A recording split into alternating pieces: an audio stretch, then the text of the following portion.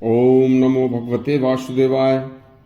आज के प्रसंग में जनेऊ यज्ञोपवीत धारण करने तथा यज्ञोपवीत का पूर्ण विवरण सुनिए।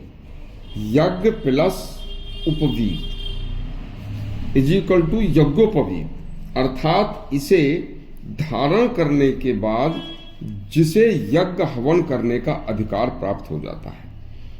देखिए, जिस व्यक्ति का यज्ञोपवीत संस्कार नहीं हुआ हो उसे बिना जनेऊ धारण किए यज्ञ तथा गायत्री जप और वेद पाठ का भी अधिकार नहीं होता।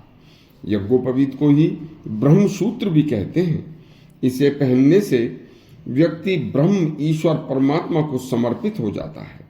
ब्रह्मसूत्र जनेऊ धारण करने के उपरांत उस व्यक्ति को इस अति पवित्र बंधन को धारण करके कुछ विशेष नियमों व आचरणों का पालन करना अनिवार्य हो जाता है। जनेऊ दो प्रकार के होते हैं, 3 धागे वाला जनेऊ और 6 धागे वाला जनेऊ।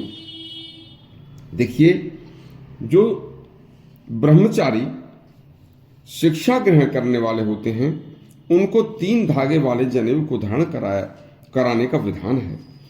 6 धागे वाला जनेऊ विवाहित पुरुषों को विवाह आदि के समय या उसके बाद भी धारण कराया जाता है। 3 धागे का जनेऊ धारण करने वाला ब्रह्मचारी वेद त्रयी ऋग्वेद, यजुर्वेद व सामवेद की रक्षा करता है।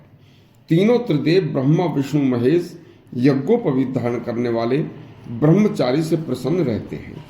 यह 3 धागे का जनेऊ ब्राह्मण क्षत्रिय वैश्य में सत रज तम तीनों गुणों की गुणात्मक सगुणात्मक वृद्धि करता है।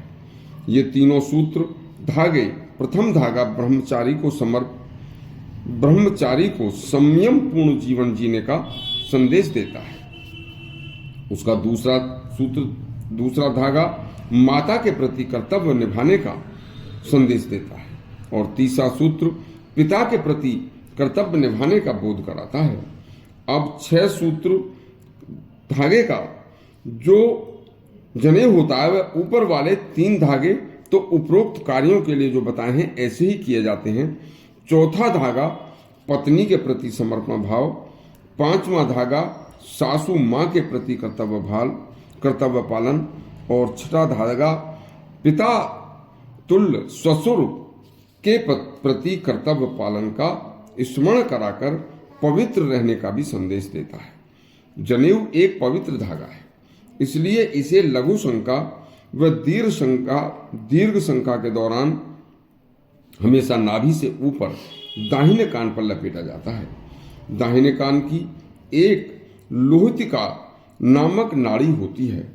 जनेऊ उस पर लपेटने से वह दब जाती है, तो उसका कार्य यह होता है कि मूत्र की एक एक बूंद जब व्यक्ति बैठकर पेशाब करता है तो एक एक आखिरी बूंद तक भी निकल जाती है। उसका सीधा संबंध मूत्र संस्थान से होता है, इसलिए फिर उठने के बाद कभी कोई बूंद बाद में कपड़ों में नहीं निकलती।